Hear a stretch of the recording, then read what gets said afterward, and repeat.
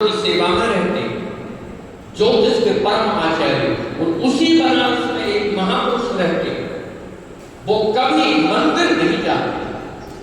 तो वो जो ब्राह्मण थे, ज्योतिष के आचार्य, महादेव की सेवा में रहते, उन्होंने कहा ये अपने आप को बड़ा महान मानता है, कभी मंदिर नहीं आता। वो इसलिए नहीं आते कि वो भजन में मस्त रहते। तो उन्होंने उन महापुरुष की कुंडली निकाली, लगा दिया थी। तो कुंडली में फलित क्या आया? कल ठीक 12 बजे उनका एक मलेच्छ अपमान करेगा। अपमान मतलब अपमान शब्द के बड़े अर्थ होते हैं, उसमें सब समा गया। उनकी बहुत बेइज्जती होगी। ठीक 12 बजे ये उनके ज्योतिष का फल आ रहा, उनकी कुंडली। अब वो दूसरे दिन ठीक 12 बजे शर्मा जी उन ब्राह्मण के घर पर दस्तक दी। वो आचार्य को चैन नहीं पड़ा कि मेरा ज्योतिष कभी गलत हो ही नहीं सकता। देखो तो 12 बजे क्या हुआ? 12 बजे जब शर्मा जी उनके यहां गए तो वो जो कृष्ण संत थे वो अपने स्नान गृह में स्नान कर रहे। वो भगवान का उठ गया था, वो स्नान में चले गए। स्नान करके आए तो उन्होंने ज्योतिषाचार्य जी ने कहा कि आपको कुछ हुआ नहीं? कहीं क्या नहीं हुआ? कि आपके तो आज बहुत ज्यादा बेइज्जती होना थी, अपमान होना था, आपके शरीर पर बड़े कुठाराघात होना थे मलेच्छों के द्वारा, फिर आप बिल्कुल स्वस्थ हैं, कुछ हुआ क्यों है? तब उन्होंने कहा आपका ज्योतिष भी सही है और मेरा समर्पण भी सही है। ठीक 11 साढ़े 11 बजे जब मैंने भोग लगाया ठाकुर जी को, तो मैं भोग लगाने के बाद मैं मन से प्रार्थना कर रहा था, हे गोविंद प्रसाद पाइए। बार बार मैं बैणी माधव से निवेदन कर रहा था। आंख बंद करके मैं बैणी माधव की छवि में ऐसा डूब गया कि उस समाधि की स्थिति में मेरा अपमान हो गया। किसमें हो गया? समाधि की स्थिति में। इसलिए तो मैं स्नान करने गया। क्यों? उस समाधि में वो मलेच्छ आया और उसको स्पर्श करके चला गया, मतलब मेरा अपमान करके चला गया।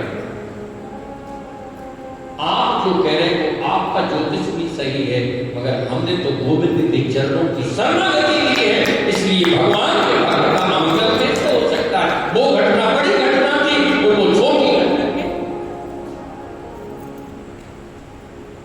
ये शरणागति है तो भगवान के भक्त का, वैष्णव का कभी अमंगल नहीं होता। बड़ी से बड़ी समस्याएं भी, विपत्ति भी, वो प्रणाम करके वहां से चली जाती।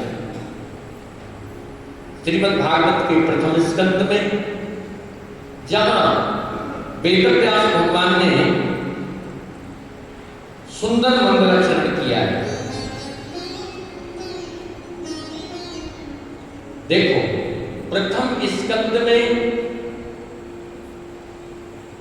सत्यपरक, धर्मपरक और कथापरक 3 मंगलाचरण हुए। धर्म को लेकर के, कथा को लेकर के, उस सत्य को लेकर के। इसके बाद वेदव्यास भगवान के हृदय में एक खिन्नता पैदा हुई और उनकी खिन्नता को दूर करने के लिए नारद जी का आगमन हुआ। आगे चल करके इसी स्कंद में राजा परीक्षित का जन्म हुआ। भीष्म की स्तुति है, कुंती माता की स्तुति है, उत्तरा माता की स्तुति है, उत्तरा कुंती भीष्म।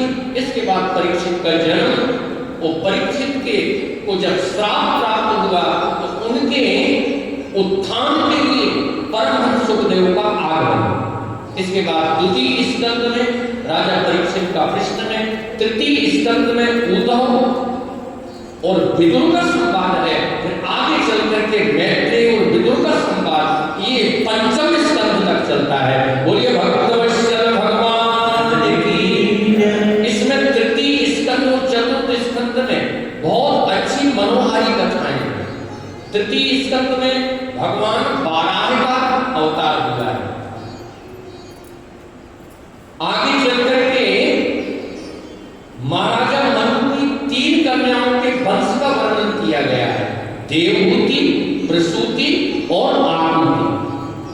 इसके बाद महाराज मनु के पुत्रों के वंश का वर्णन किया गया है।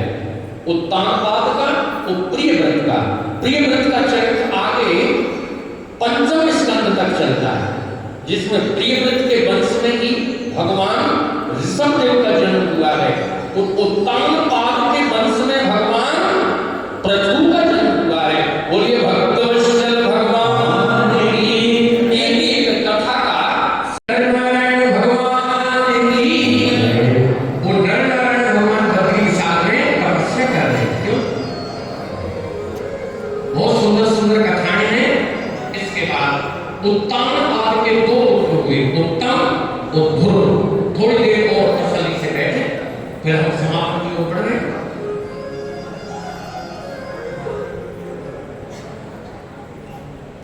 उत्तानपाद के दो पुत्र हुए, उत्तम और ध्रुव। उत्तम को हमेशा अपने पिता की गोदी में, उत्तम अपने पिता की गोदी में बैठे, मगर ध्रुव को अपने पिता की गोदी में नहीं। ध्यान से सुने। ध्रुव की मां ने कहा, बेटा चिंता मत करो, मैं तुझको परम पिता की गोदी में बिठा दूंगी। तो मां के आदेश से ध्रुव कहां पहुंचे? वृंदावन आए हैं, ब्रजभूमि में आए हैं। और आज भी मथुरा के पास मधुबन जिसको बोलते हैं, ध्रुव टीला, वहां ध्रुव ने 6 महीने तपस्या की। ये बिठूर राजधानी थी। बिठूर से पैदल चल करके ध्रुव मथुरा पहुंचे थे। वो ध्रुव टीला जो आप जाती हो परिक्रमा पर, जो माताएं परिक्रमा पर जाती हैं 30 किलोमीटर की या 84 कोस की, वो ध्रुव टीला के पास से ही निकलती। आज भी वो ध्रुव टीला बना हुआ है। तो ध्रुव को दर्शन करने के लिए भगवान विष्णु पधारे हैं। बोलिए भक्तवत्सल भगवान की। ध्रुव को भगवान ने वरदान दिया है। ध्रुव पुनः वापस आए हैं। 36,000 वर्ष तक ध्रुव ने इस वसुंधरा पर राज किया। उनके भाई उत्तम का और यक्षों ने किया था। यक्षों से भयंकर संग्राम हुआ है, मनु ने समझाया है, बीच में ही युद्ध रोक दिया गया है। इसके बाद कुबेर ने ध्रुव को वरदान दिया है। 36,000 वर्ष व्यतीत होने के बाद ध्रुव भगवान के लोक हो गए हैं। ध्रुव के पहले उनकी मां को विमान लेने के लिए आया है। तो इस धरती पर ध्रुव ही ऐसे भक्त हुए हैं जो मृत्यु के ऊपर पैर रख दिया करते हैं। इन्हीं के वंश में महाराज अंग हुए। तो आगे चल करके अंग से बैन हुए। बैन बहुत दुष्ट था। ऋषियों के हुंकार से बैन का शरीर दर्द हो गया। उन्होंने उसका मंथन किया, उससे पृथु अर्ची का प्राकट हुआ है। अंत में पुरंजनी और पुरंजन उपाख्यान सुना करके इस स्कंद का विश्राम किया गया है। बोलिए भक्तवत्सल भगवान की। आज की कथा को हम यही विश्राम देते हैं। शेष चर्चा कल 1 बजे से पुनः करेंगे। आप समय पर पधारें। 6 बजे के समय तक हम पहुंच गए। कितना समय हो गया? 6:45। आप सब लोग खड़े हो जाएं। किसी को का सम्मान करना है तो सम्मान बताएंगे। आप को आप यहाँ जाओ। ये सभी हरि के नाम में जब डूब जाता है मेरा मन, हरि के नाम में जब डूब जाता है। दोनों हाथ उठा के क्या बोलेंगे? आनंद आता है, बड़ा आनंद आता है, आनंद आता है, बड़ा आनंद आता है। मेरा मन हरि के नाम में जब डूब जाता है, मेरा मन हरि के नाम में जब